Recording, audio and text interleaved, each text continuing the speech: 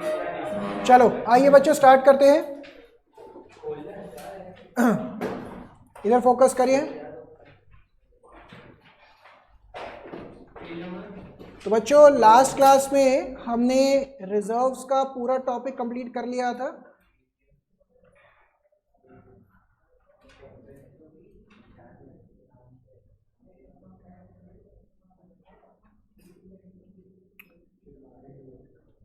हमने रिजर्व्स का टॉपिक इस तरीके से कंप्लीट किया था बच्चों, इधर देखिएगा।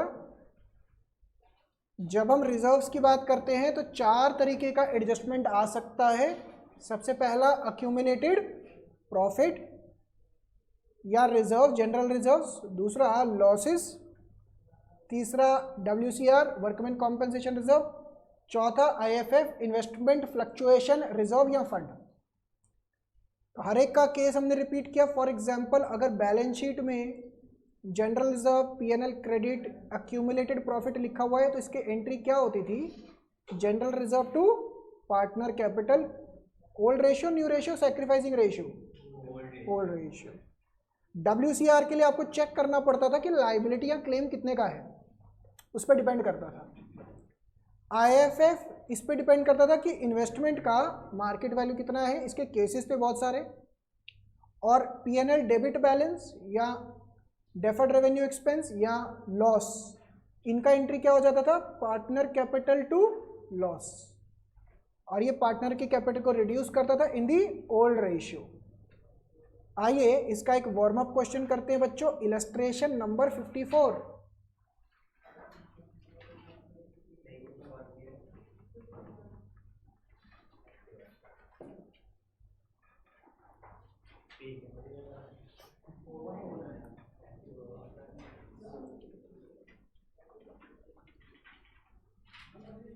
On the date of Manoj's admission, an extract of balance sheet of Leena and Rohit sharing profits and losses in the ratio of 3:2 were given. Manveer बताइए जनरल रिजर्व का क्या करेंगे?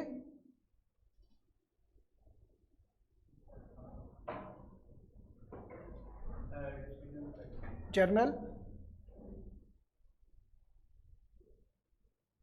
अभिजय,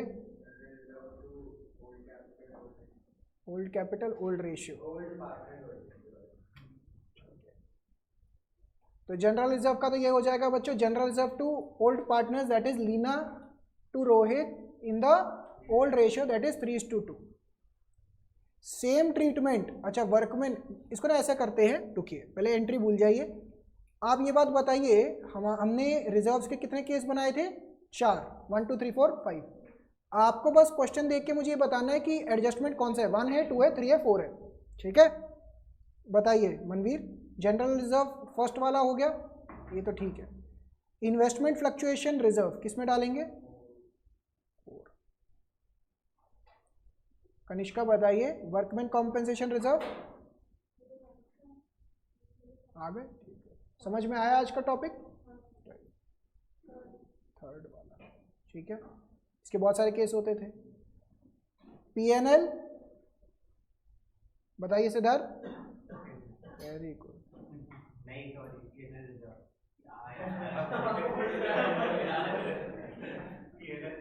बच्चे का ध्यान ही नहीं है पढ़ाई में, घूमने की तरफ ध्यान है बस। स्कूल वालों के साथ जा रहे हैं, घर वालों के साथ जा रहे हैं, तभी ध्यान नहीं लग पा रहा है। फर्स्ट लाइबिलिटी साइड पे प्रॉफिट नहीं आएगा, यही नहीं पता लग रहा है। नेक्स्ट आस्था, एम्प्लॉइज प्रोविडेंट फंड नहीं आएगा क्योंकि ये लाइबिलिटी होता है। लास्ट क्लास के अंदर इसको हमने मार्क भी किया था कि बड़ा इंपॉर्टेंट पॉइंट था। ESI payable, employees provident fund, ये सब लाइबिलिटी होता है, इसका कोई ट्रीटमेंट नहीं करना होता except for revaluation. Next investment का मार्केट वैल्यू, फोर्थ वाला। Advertisement expense,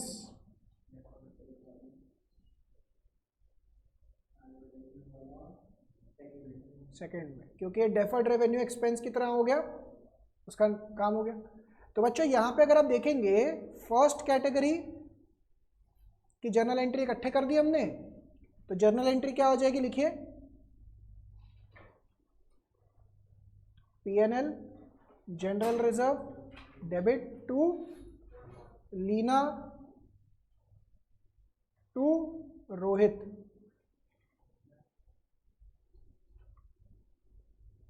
$54,500 $30,000।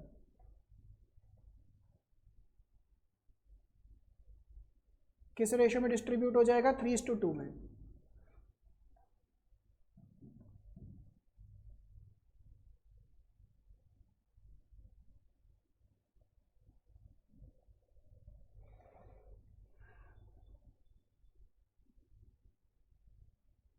नेक्स्ट, ये दोनों तो हो गई, मैं ब्लू से टिक कर देता हूं। नेक्स्ट, एडवर्टाइजमेंट एक्सपेंस 10,000, इसका एंट्री क्या हो जाएगा, लीना कैप, रोहित कैप, लिखिए ना,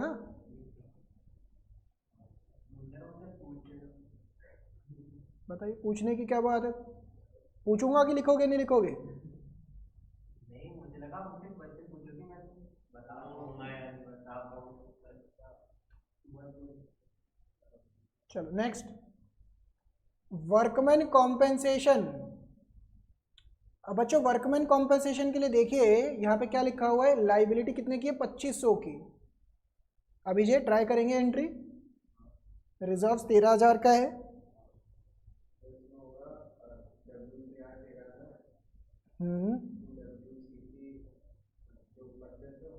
ठीक है, तो यहाँ पे आ जाएगा Leena cap to Rohit cap 3:2 के रेशियो में। सही एंट्री समझ में आया ये बच्चों? कोई डाउट? ये जस्ट वार्म अप क्वेश्चन है। मनवीर दे देंगे आंसर अगले का,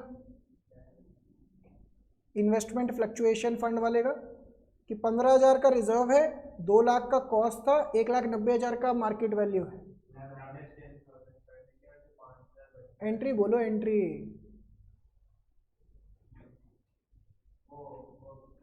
वर्कमैन, अरे सर मेरे को बोले तो यार क्वेश्चन फंड 15,000 और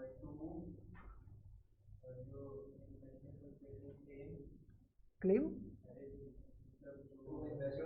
टू इन्वेस्टमेंट, आप दो को मिक्सअप कर रहे हैं कॉन्सेप्ट को, टू इन्वेस्टमेंट।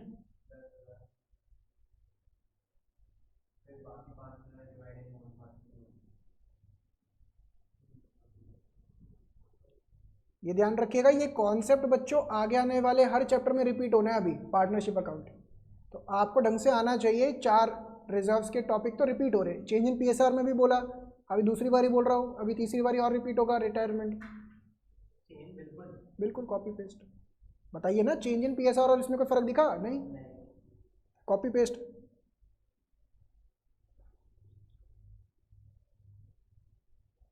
डन।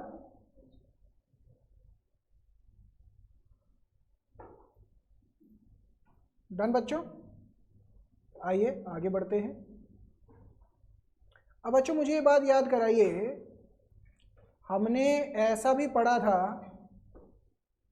कि अगर क्वेश्चन में कुछ ना लिखा हो तो ऐसा ही करते हैं जैसा हम डिस्कस कर रहे हैं, बट क्वेश्चन में एक लाइन लिखी होती थी, क्या लिखा होता था कि the partners have decided not to distribute the reserves, या they will continue same, only an adjustment entry is to be passed, ऐसे करके एक एंट्री होती थी, एक लाइन लिखी होती थी।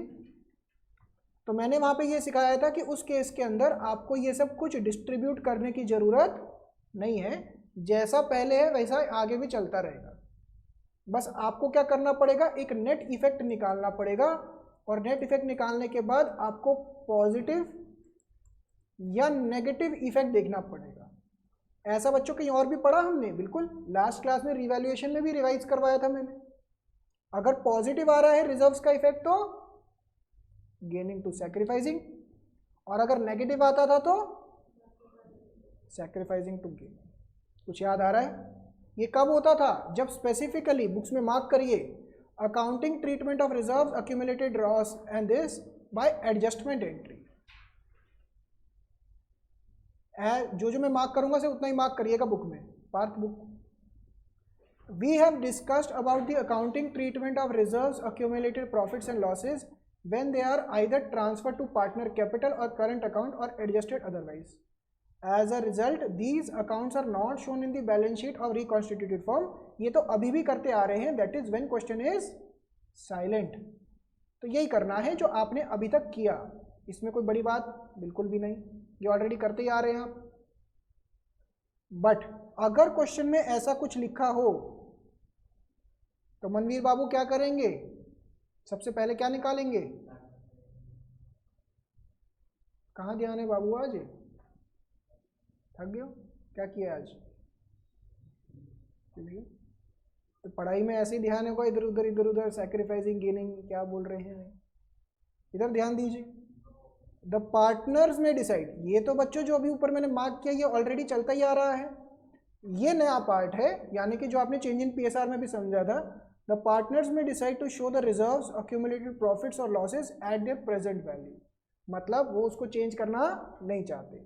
इन this situation the net effect, इसका नेट इफेक्ट ले लेते हैं और एक सिंगल एडजस्टमेंट एंट्री पास करते हैं। कैसे बच्चों? याद करिए, अगर नेट इफेक्ट पॉजिटिव होता था तो हम क्या करते थे? गेनिंग टू सैक्रिफाइसिंग, इसका कहांगे एंट्री, ये रहा।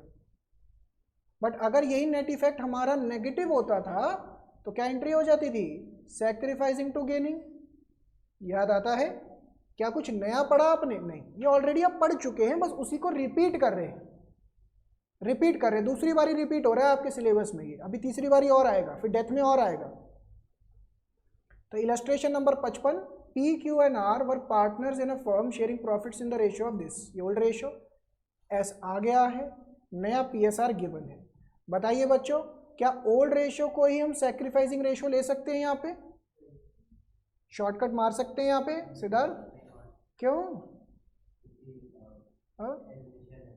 अच्छा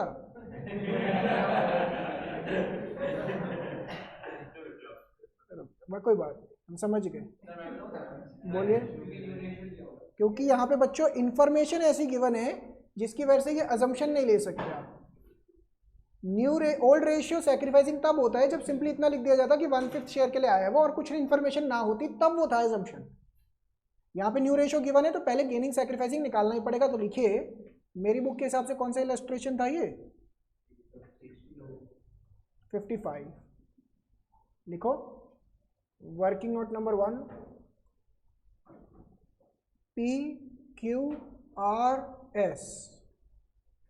6/10, 3/10, 1/10 माइनस न्यू रेशियो कितना है? 3/10, 3/10, 3/10, 1/10। तो 1/10 ये तो गेनिंग हो गया,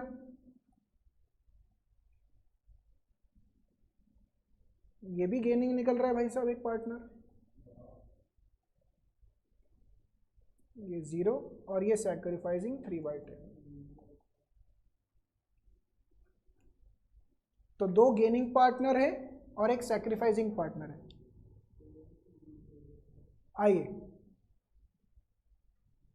तो अल्टीमेटली अगर पॉजिटिव आंसर आया, बातें नहीं, पॉजिटिव आया तो गेनिंग टू सैक्रिफाइसिंग, नेगेटिव आया तो सैक्रिफाइसिंग टू गेनिंग। आइए देखते हैं। They also decided to record the effect of the following without affecting the book values by passing a single journal। बच्चों ये वर्डिंग याद रखिएगा, अगर क्वेश्चन में स्पेसिफिकली लिखा हुआ है तो आपने इनको छेड़ना नहीं है। तो क्या करना है? सिर्फ इसका इफेक्ट निकालना है। बताइए, reserves positive, contingency reserve positive, P&L credit balance positive, advertisement suspense negative. तो इनको प्लस किया तो कितना हो गया? ये 1,80,000 पॉजिटिव। तो आपको पेपर में बच्चों क्या ऐसे करके दिखाना है? बिल्कुल, ये वर्किंग नोट उसका पार्ट बनेगा कि 1,80,000 पॉजिटिव में जा रहा है। तो working note number 2, net effect positive जा रहा है। उसके बाद फाइनल एंट्री क्या बन जाएगी बच्चों? R cap, S cap to P cap. 1,80,000 into 2/10 हाँ जी, कर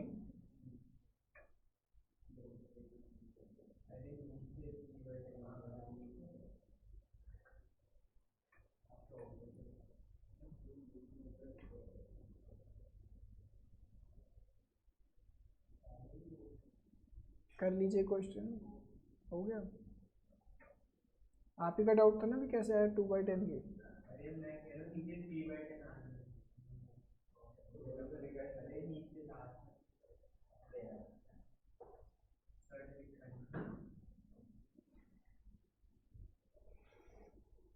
सब ठीक है।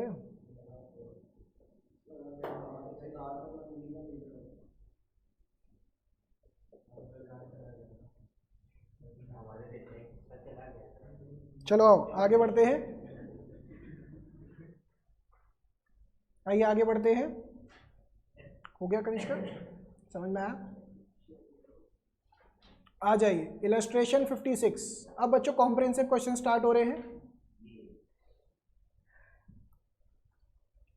क्या मांगा है? पास journal entries for the above transaction in the books of the firm. आइए मैं डिस्कशन करता हूं, देखते हैं आपको कितना समझ में आया है। आपसे पास करवाएंगे journals. Raman and Aman were partners in a firm sharing profits in the ratio of 3:1। Old ratio हो गया। अब बच्चों बैलेंस शीट ध्यान से देखिए, ये क्या लिखा हुआ है? यानी कि ये ओपनिंग प्रोविजन हो गया बच्चों हमारा। लास्ट क्लास में हमने ये रिकॉल भी किया था रिवैल्यूएशन के टाइम पे कि क्लोजिंग प्रोविजन, बैड डेट, ये मैंने आपको क्लास 11 से लिंक करवा के समझाया भी था। वही जो 11वीं में पढ़ा है वही रिपीट हो रहा है। ये समझाता हूँ दोबारा से, बट ये पॉइंट स्टार लगा लीजिए, ये तंग करता है। ये 11वीं क्लास का ही एडजस्टमेंट है, बट बच्चे को याद नहीं रहता, पढ़ता ही नहीं है 11वीं में। आउटस्टैंडिंग एक्सपेंस, बिल्स पेबल, ये हो गया सन्ड्री क्रेडिटर। अच्छा, वर्कमैन कॉम्पेंसेशन रिजर्व, इसके रिगार्डिंग चेक करना पड़ेगा। ये हो गए पार्टनर के नीचे कैपिटल्स।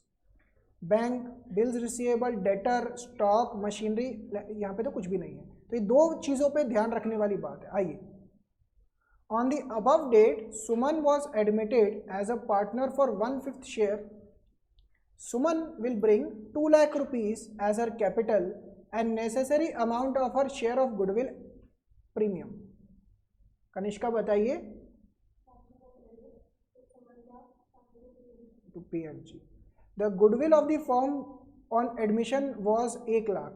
अमाउंट्स भी बोल दीजिए। अब cash account debit to Suman to PFG। ये तो आप, अगर मैं इसको, अच्छा मैं पहले डिस्कस कर रहा हूँ, आप में से किसी बच्चे को जर्नल में डाउट हो तो पूछ लीजिएगा।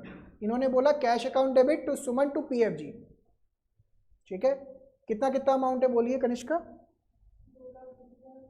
वेरी गुड, 2,20,000 कैश में चला जाएगा, जिसमें से 2 लाख तो कैपिटल हो गया और 1 लाख का 1/5 PFG हो गया। नेक्स्ट एंट्री क्या होती है, आप ही बोलिए। क्या क्या क्या? हाँ वो तो हो गया, ठीक है। नेक्स्ट एंट्री, सेकंड एंट्री क्या होती है PFG line? Old partners PFG to Raman cap to Aman cap. अब यहाँ पे सिद्धार्थ कुछ नहीं लिखा, यहाँ पे old ratio is equal to sacrificing ratio हो जाएगा। समझ में आ रही है बात? नेक्स्ट, ये वाला एंट्री समझ में आया सबको? तो ये एंट्री अगर यहाँ से देखें तो ये हो गया clear. Next, outstanding expenses were paid of. बच्चों आउटस्टैंडिंग एक्सपेंस कितना है?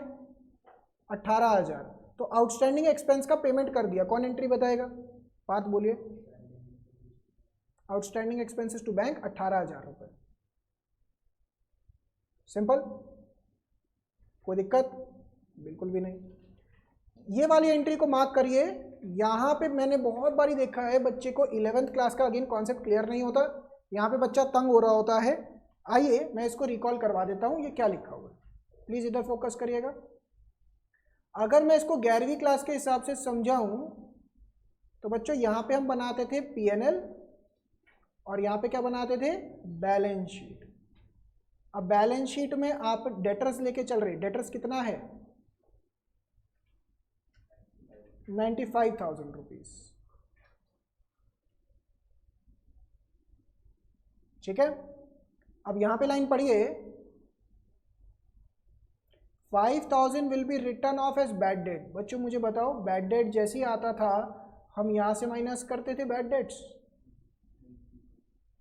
90,000 निकलता था, और ये बैड डेट्स एक और जगह जाता था पीएनएल में, इनर कॉलम के अंदर 5,000 रुपये। ये समझ में आया? फिर आगे क्या लिखा हुआ है, and a provision for 5% for bad debts on debtors was to be maintained. तो बच्चों इसके ऊपर फिर हम क्लोजिंग प्रोविजन, इसका 5% कितना हो गया, 4500 मेंटेन करते थे, तो 85,500 यहाँ पे चले जाता था, और यहाँ पे ऐड हो जाता था closing provision for doubtful dates 4500, 9500। पहले यहाँ तक समझ में आता है? ये तो लास्ट क्लास में भी कर लिया था, बट नया पार्ट क्या है इसके अंदर? नया पार्ट ये है कि ओपनिंग प्रोविजन 7,000 की तैयारी हम पहले से करके बैठे थे, तो ये 7,000 की तैयारी यहाँ से माइनस हो जाएगी, तो 2500 ही पीएनएल में जाएगा। क्या ये पहली बार ही पढ़ रहे हैं आप? नहीं, ये कहाँ पढ़ चुके हैं? क्लास 11th में। बस नया पार्ट क्या है, यहाँ पे पीएनएल ना लिख के हम रीवैल्यूएशन लिख देंगे।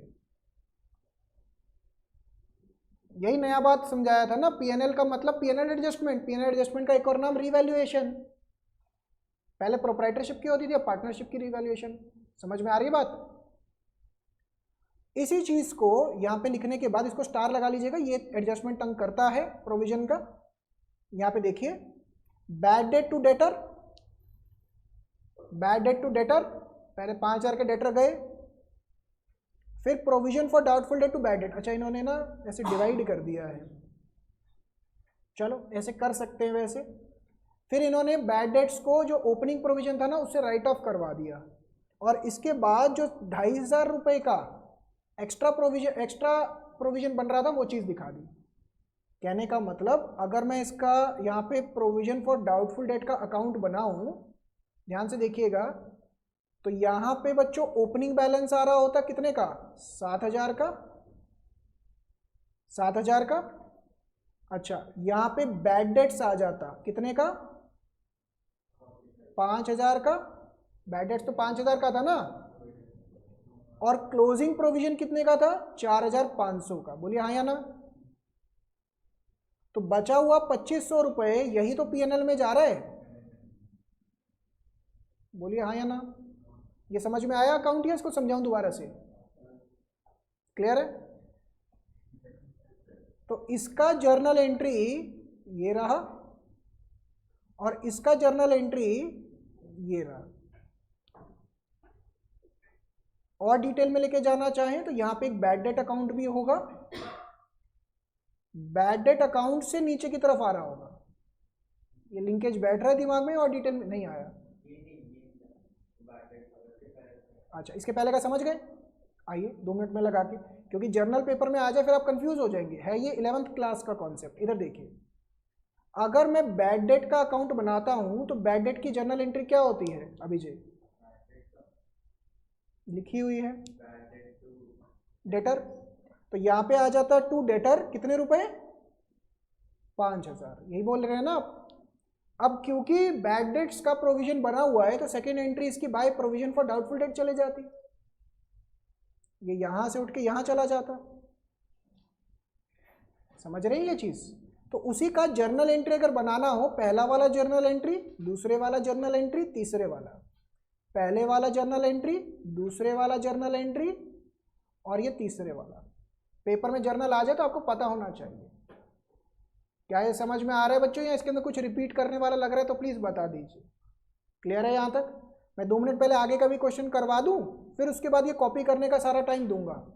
बहुत बारी बच्चों को इसमें डाउट रह जाता है ये 11th क्लास का, पर फिर भी आना चाहिए। The liability towards workman compensation was estimated at 60,000। बताइए मनवीर, 55,000 का रिजर्व है, 60,000 की लाइबिलिटी है, क्या एंट्री होगी?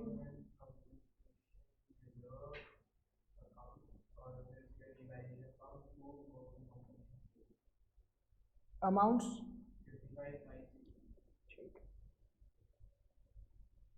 ये समझ में आया बच्चों? Last, machinery was depreciated by 18,000, बुरी बात है, revaluation to machinery. And land and building was to be depreciated by 54,000, land and building, sorry, revaluation to land and building. अगर आप रिवैल्यूएशन अकाउंट बनाएंगे तो इसका जो लॉस या प्रॉफिट आएगा वो डिस्ट्रीब्यूट हो जाएगा। यहाँ पे ना जर्नल एंट्रीज मांगी है, तो मेरे हिसाब से रिवैल्यूएशन आपका वर्किंग नोट में जाएगा। वर्किंग नोट में जाके ये जो लॉस है इसको ट्रांसफर करके दिखाना पड़ेगा आपको। क्लियर हुई ये बात? तो इसके अंदर ना बच्चों एक तो आप क्या करिए, इलस्ट्रेशन 56 इसको बनाइए, इसको कॉपी करिए, हेडिंग डाल दीजिए adjustment of provision for doubtful dates. ये ना पूरा का पूरा आपको याद रहेगा, ये इंपॉर्टेंट है। और ये बनाइए, फिर मैं अकाउंट भी नीचे ही बनवा देता हूँ।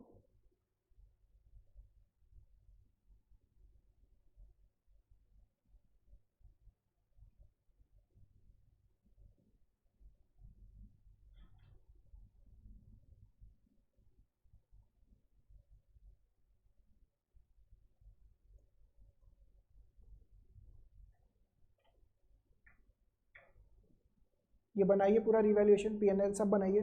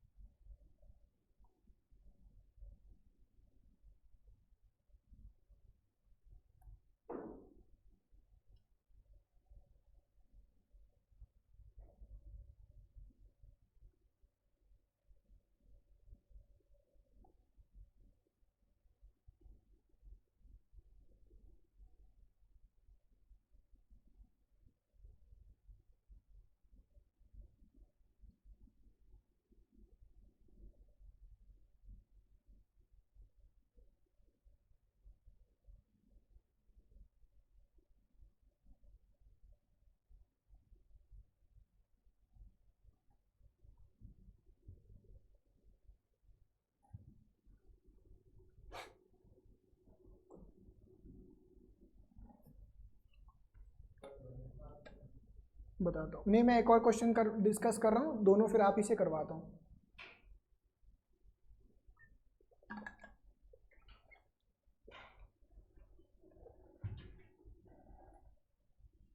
ऊपर का बन गया।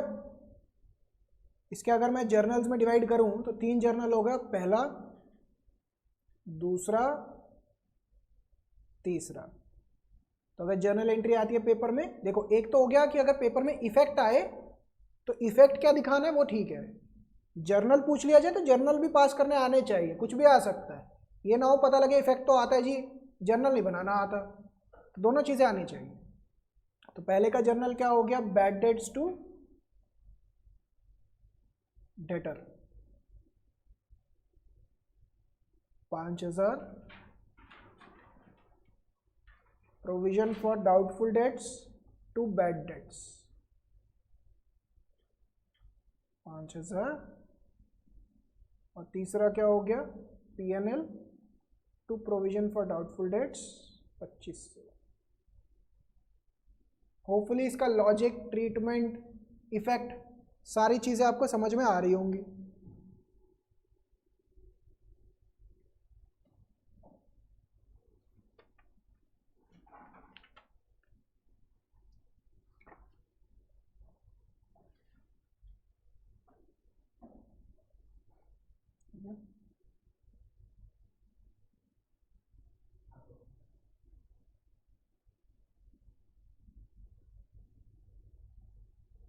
हो गया।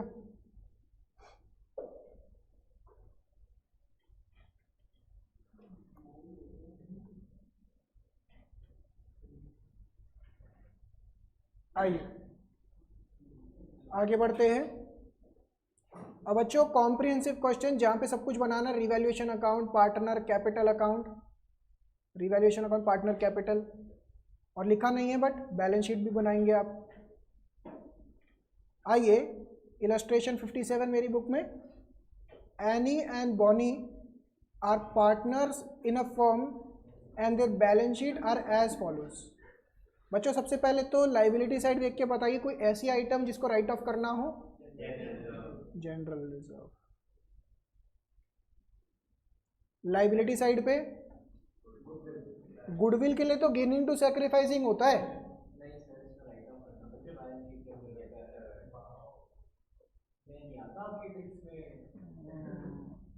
ये बच्चों ध्यान रखने वाली बात है, सारी एडजस्टमेंट्स हर क्वेश्चन में नहीं रिपीट हो रही होंगी, आपको सारी एडजस्टमेंट्स मेंटली पता होनी चाहिए, बट ऐसा जरूरी नहीं है कि हर बारी हर क्वेश्चन में सारी एडजस्टमेंट चेक हो रही होंगी। ये गुडविल कौन सी है, राइट ऑफ वाली, जो बैलेंस शीट में आ रही होती है, इसको राइट ऑफ करते हैं ओल्ड पार्टनर्स ओल्ड रेशियो। समझ में आ रही है बात। अब यहाँ पे ओल्ड पार्टनर्स का कुछ रेशियो नहीं लिखा हुआ तो 1:1 है। Carl was to be taken as new partner for 1/4 share in the profits with effect from this। ध्यान से, बैड डेट्स ऑफ 1500 रुपये टू बी रिटर्न ऑफ। क्या इस क्वेश्चन में provision for doubtful date opening balance है बच्चों? No. क्या बात है, कहाँ से आया नो? है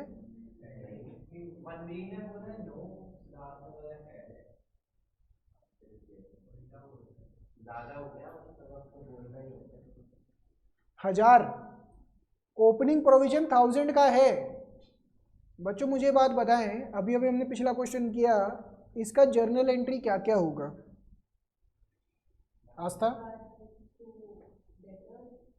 बैड डेट टू डेटर, कितना अमाउंट? फिर बैड डेट कितना? फिर तीसरा entry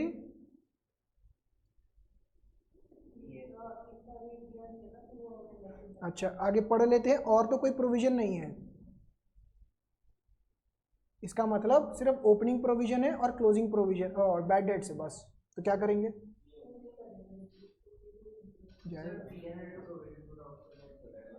P&L to provision for doubtful debt कितना? 500। कैसे आया ये 500? अच्छा, प्रोविजन तो प्लस होता है। क्या क्या क्या पार्थ? हाँ तो प्रोविजन मेरा ठीक है, वो तो समझ में आ जाए लॉजिकली 500 है, बट मेरा क्वेश्चन ये है कि प्रोविजन फॉर डाउटफुल डेट तो इसके अंदर प्लस होता है, वही पूछ रहा हूँ कैसे। अच्छा आप सही बोला, ओपनिंग प्रोविजन बच्चों माइनस होता है और क्लोजिंग प्रोविजन प्लस होता है। लास्ट में जाके एनालिसिस करते करते अब सही कंक्लूजन पे पहुंचे। इन्होंने 500 कैसे निकाला, वो तो यहाँ पे 500 लिखा हुआ है, आ गया 500। नहीं मैं आपको सुहान की बात कर रहा हूँ मैं, आप तो ईमानदार बच्चे हैं। तो ये 500 रुपये जो है बच्चों, 500 रुपये अगेन आंसर बिल्कुल सही है, बट इसके अंदर समझने वाली बात ये है कि इसके अंदर क्लोजिंग प्रोविजन नहीं था। अगर मैं इसको इस फॉर्मेट में समझाऊं ना तो आपको ज़्यादा फास्ट समझ में आएगा। इसको प्लीज़ 2 मिनट लगा के इधर पिकअप कर लीजिए। रिवैल्यूएशन और यहाँ पे क्या आ गया? Balance sheet. डेटर कितने का डेटर था बच्चों? 22,000।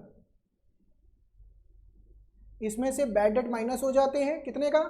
1500। तो कितना बचा? 20,500। और यहाँ पे आ जाएगा टू बैड डेट्स। ऐसे सिखाया ना मैंने, प्लीज लिखना नहीं है। अब इसमें मैं बोल रहा था closing provision for doubtful date plus करना होता है, ऊपर ये फॉर्मेट लिखवाया, और यहाँ से closing provision for doubtful date minus करना होता है। क्या इसमें closing provision for doubtful date था? नहीं था, तो 1500। फिर बच्चों हमने क्या सीखा? इसमें opening provision for doubtful date minus करना होता है, यही कह रहे थे पार्थ, ये 1000, तो ये 500 ही रह जाएगा, और यहाँ पे 20,500 बैलेंस शीट में आ जाएगा। क्या ये समझ में आया? हेंस रिवैल्यूएशन में जो 500 आ रहा होगा वो इस वजह से आ रहा था। मैंने आपको प्रोविजन फॉर डाउटफुल डेट्स का मैक्सिमम लेवल का एडजस्टमेंट करवा दिया है कि भाई अगर सिर्फ प्रोविजन हो तो सिंपल था, फिर उसके बाद प्रोविजन बढ़ा वो भी करवाया रिवैल्यूएशन में, फिर बैड डेट आया वो भी समझाया, फिर बैड डेट के साथ प्रोविजन, तो कोई भी कॉम्बिनेशन रिपीट होके आ सकता है आपके सामने, आपको सारे कॉम्बिनेशन आने चाहिए। क्लियर हो रही है बात? अगर आपको फिर भी दिक्कत है तो क्लास 11th की तरह इसकी एडजस्टमेंट याद कर लीजिए, और कोई तरीका नहीं है। समझ में आया? इसको आप अपने बुक के अंदर ही ना यहाँ पे साइड पे बना लीजिए। ये डाउट्स बाद में मेरे पास बहुत बारी रिपीट होके आते हैं कि सर ये वाला एडजस्टमेंट समझा दो, यही बहुत बारी आते हैं। तो अगर आपको जर्नल पहले याद करके लिखना है, जर्नल लिख लीजिए साइड पे, और फिर इसका ये इफेक्ट लिख लीजिए। ये डाउट्स रिपीट हो क्या आते हैं, और इसको मार्क भी करना है कि ये पॉइंट्स पेपर में रिवाइज करके जाने हैं। बहुत बारी बच्चा कहते हैं क्या रिवाइज करूँ, रिवैल्यूएशन तो आता है, अच्छी बात इधर बुरी बात इधर, यही चीज़ें रिवाइज करके जानी होती है। हाँ जी, नहीं यहाँ ये बना लो ना, कॉपी कर लो आप अपनी अंडरस्टैंडिंग के लिए। ऊपर की तरफ कहीं पे ना नोट डाल के यहाँ पे जिस जगह है ना यहाँ पे लिख लीजिए, क्योंकि रिवीजन करते टाइम पे इलस्ट्रेशन जब आप करने बैठेंगे यही पॉइंट्स रिवाइज करने होते हैं, डेबिट क्रेडिट बेसिक्स थोड़ी ना करने बैठेंगे। जैसे फॉर एग्जांपल मशीनरी डेप्रिशिएट होती है, पता है उसका एडजस्टमेंट, ये एडजस्टमेंट तंग करते हैं बस।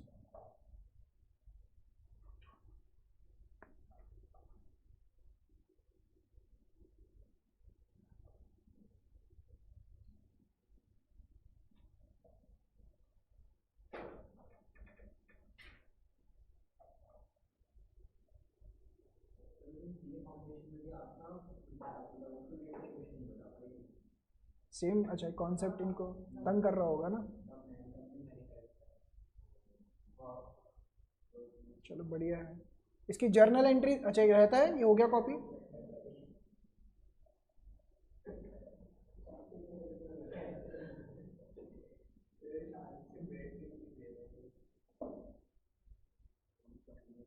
सिद्धार्थ बाबू हो गया, जर्नल्स भी पास कर ली इसकी।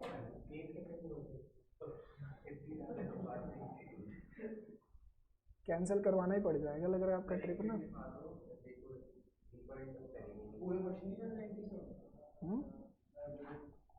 नहीं जर्नल नहीं पास करनी है, पहले इसको कॉपी कर लीजिए। ये वाली जर्नल बोल रहा हूँ मैं, ये वाली जर्नल लिख लीजिए इसके एडजस्टमेंट्स की।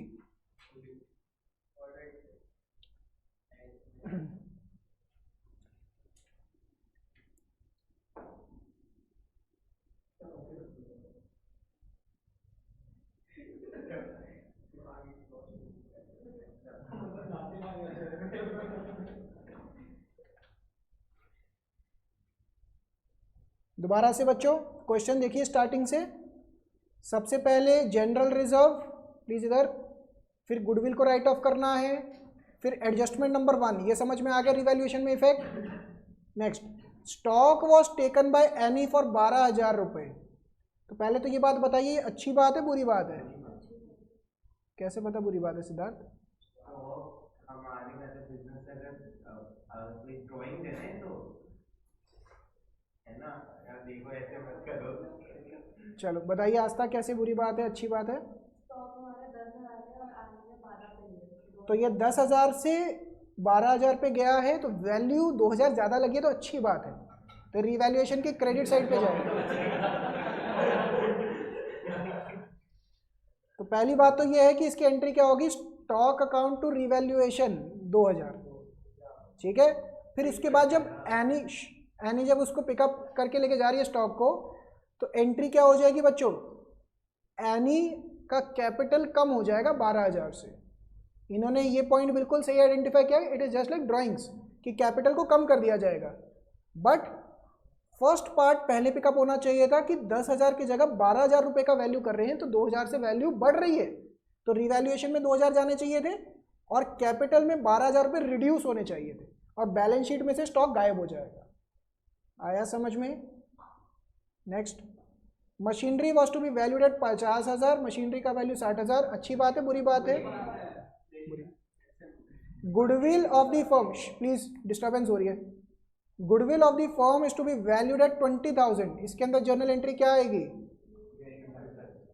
गेनिंग टू सैक्रिफाइसिंग, ये समझ में आई बच्चों बात? Karl to bring 50,000 as is capital, Kanishka.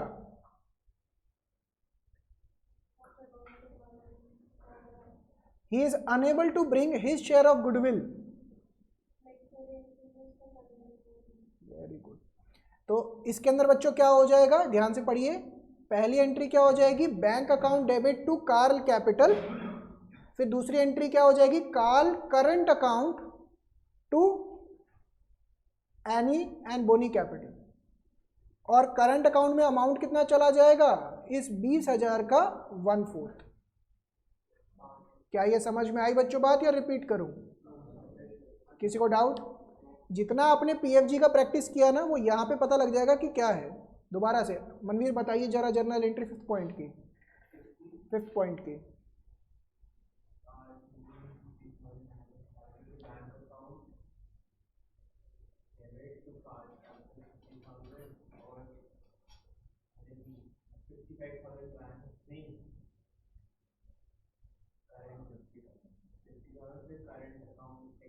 किसका करंट?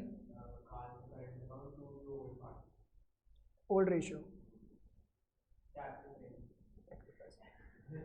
ओल्ड या सैक्रिफाइसिंग? ओल्ड।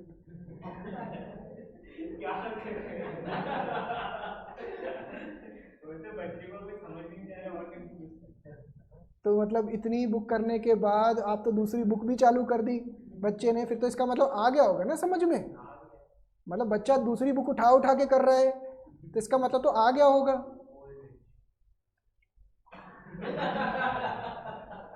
चलो कनिष्का बताइए कौन सा रेशो? यही नहीं पता है, कैसे क्वेश्चन कर लेते हैं हम?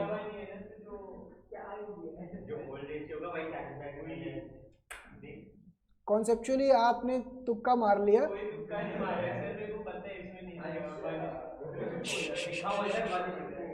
यहाँ पे 1:1 इसलिए आप बच गए क्योंकि ओल्ड रेशियो यहाँ पे सैक्रिफाइसिंग है, बट करेक्ट आंसर जैसे ये ना एमसीक्यूज में भी आ सकता है बच्चों। ऐसा नहीं है कि आप सिर्फ इस एंगल से समझ रहे हैं कि हाँ ओल्ड रेशियो बोल के, यहाँ पे एमसीक्यू में भी आ सकता है कि जो गुडविल डिस्ट्रीब्यूट होगा वो किस रेशियो में होगा, सैक्रिफाइसिंग, ओल्ड, गेनिंग, जो भी रेशियो 3-4 चीज़ें लिख दी। आपको कॉन्सेप्चुअली पता होना चाहिए कहाँ पे ओल्ड है, कहाँ पे न्यू है, कहाँ पे सैक्रिफाइसिंग है। नेक्स्ट, जनरल रिजर्व, ध्यान से पढ़िएगा, जनरल रिजर्व के रिगार्डिंग बोल रहे हैं। Was not to be distributed, for this it was decided Karl would compensate partners through his current account. बच्चों इसका मतलब जनरल रिजर्व के लिए क्या एंट्री हो जाएगी, gaining to sacrificing, gaining to sacrificing. और जो गेनिंग पार्टनर होगा वो करंट अकाउंट ओपन करेंगे। बताओ क्यों? क्योंकि क्वेश्चन में स्पेसिफिकली लिखा गया है। अगर ये ना लिखा जाता तो कार्ल कैपिटल अकाउंट ही होता, गेनिंग टू सैक्रिफाइसिंग अभी भी गेनिंग टू सैक्रिफाइसिंग ही है। बस फर्क ये है, इसको हाईलाइट कर लीजिए कि कार्ल करंट अकाउंट जाएगा। इस लाइन को हाईलाइट कर लीजिए, ये नया पॉइंट था थोड़ा सा। यहाँ पे कार्ल करंट जो ओपन हो रहा है ना, ये नया था, तो है गेनिंग टू सैक्रिफाइसिंग ही। अच्छा, गेनिंग टू सैक्रिफाइसिंग क्यों हो रहा है अभी जे? जनरल रिजर्व के लिए गेनिंग टू सैक्रिफाइसिंग क्यों हो रहा है? नेट इफेक्ट पॉजिटिव है, क्वेश्चन स्पेसिफिकली बोल रहा है कि डिस्ट्रीब्यूट नहीं करना है, तो gaining to sacrificing Karl's current account. क्यों? क्योंकि क्वेश्चन स्पेसिफिकली बोल रहा है। क्या ये समझ में आ रहा है? तो इस क्वेश्चन के अंदर अगर आप देखें तो मुझे लगता है सिर्फ पॉइंट नंबर 5 नहीं, 3 पॉइंट्स हो गए। बैड डेट का पॉइंट, पॉइंट नंबर 5 और पॉइंट नंबर 6। जब आप रिविजन्स करने पे उतरेंगे तो ये 3 पॉइंट आपको समझ में वापस आने चाहिए। तो जब आप रिवीजन कर रहे होते हैं, इलस्ट्रेशन दोबारा से पढ़ेंगे तो 3 पॉइंट जरूर पढ़ के जाएंगे, क्या समझ में आ रहा है नहीं आ रहा है? क्लियर हो रही है? जैसे जैसे आप आगे बढ़ते जाएंगे ना, तो छोटे छोटे डाउट्स खत्म होते जाएंगे, वो की पॉइंट्स जो रिवाइज करने होते हैं वही हाईलाइटेड रह जाते हैं, जैसे ये। क्लियर हो रही है बात? तो फटाफट से एक बुक दिखाइए मुझे जल्दी से।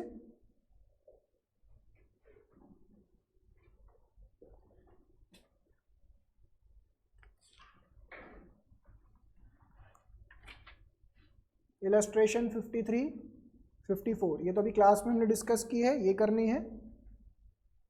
फिर अनसॉल्व्ड क्वेश्चंस।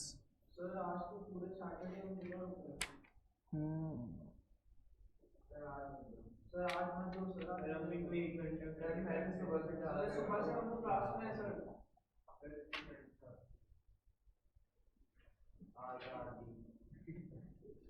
सर अब नहीं सर, आज सैटरडे को 52 पाते थे पहले। Question number 52 unsolved. Anything else? वो ऑर्डर उसको दो, मैं नहीं करूंगा। अच्छा एक ये भी रह गया था 51 भी। नहीं होगा। स्टार्ट कर लीजिए। 4 क्वेश्चन है, 2 डिस्कस हो चुके हैं, इससे मिलते जुलते 2 अनसॉल्व दिए मैंने। अगर मनवीर आपको डाउट्स है तो मुझे बता दो, प्रीमियम फॉर गुडविल का दूं मैं कौन?